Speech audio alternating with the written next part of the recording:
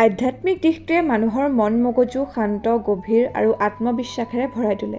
বাহিৰৰ জগতখন সলনি কৰিব নোৱাৰিলেও ভিতৰৰ জগতখন সলনি কৰিব পাৰিলে সকলো সহজ হৈ উঠে, নহয় জানো?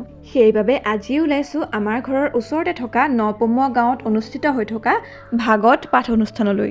অৱশ্যে ভিডিঅ'টো কালিৰে, লগত মাও ওলাইছে, স্কুটিতে যাম দুইজনী। এইফালে আমাৰ মইনাজনীও গম পাইছে চাগে, ইহঁতি মোক এৰি থৈ ক'ৰবালৈ যায়, সেইবাবে জুমি চাইছে।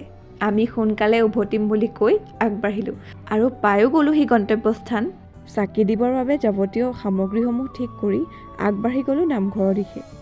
প্ৰথমতে আমি চাকি জ্বলাই ল'লোগৈ আৰু সোমায়েই ইমান এটা ভাল লগা পৰিৱেশ দেখিয়ে ভাল লাগি গ'ল। প্ৰথমতে সোমায়েই দশাৱতাৰ দেখুওৱা হৈছে, তাৰ কাষতে আছে ভগৱানৰ অনন্ত শয্যা আৰু শ্ৰী ৰামচন্দ্ৰ আৰু তেওঁৰ ভক্ত বীৰ হনুমান।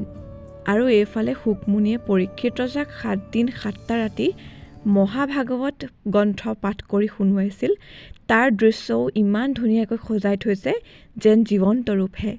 কাষতে এয়া আমাৰ জুবিনদাৰ ফটো। নামঘৰ, মন্দিৰ, মছজিদ তথা সকলো অনুষ্ঠানতে জুবিনদা। আচলতে কি হেৰুৱালোঁ আমি, ভাবিলে আচৰিত লাগে নহয়নে?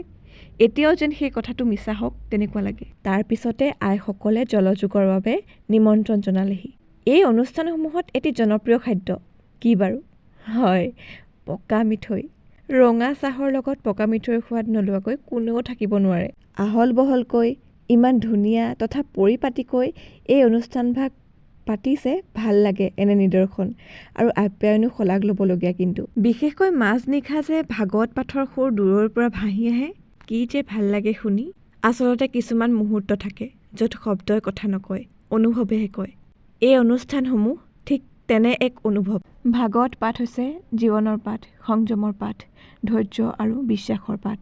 সময়ো যিহেতু হৈ আহিল, আমি সেৱা লৈ তাৰ পৰা এটি সুন্দৰ মনেৰে উভতিলোঁ আৰু উভতি আহি পোনে পোনে সেইখন গাঁৱতে থকা আমাৰ ঘৰৰে ভনী পেহীহঁতৰ ঘৰত সোমালোঁ। আচলতে পেহীৰ নৱেম্বৰতে এক্সিডেণ্ট এটা হৈছিল, খবৰো ল'লোঁ। তাতে তেওঁৰ ছোৱালী তথা ঋষিতা ভণ্টীয়ে এইবাৰ মেট্ৰিক দিব, তাইকো শুভেচ্ছা দি থৈ আহিলোঁ। তাৰপিছতে চাহ তাহ খাই কথাৰ মহলা মাৰি ঘৰলৈহে উভতিলোঁ।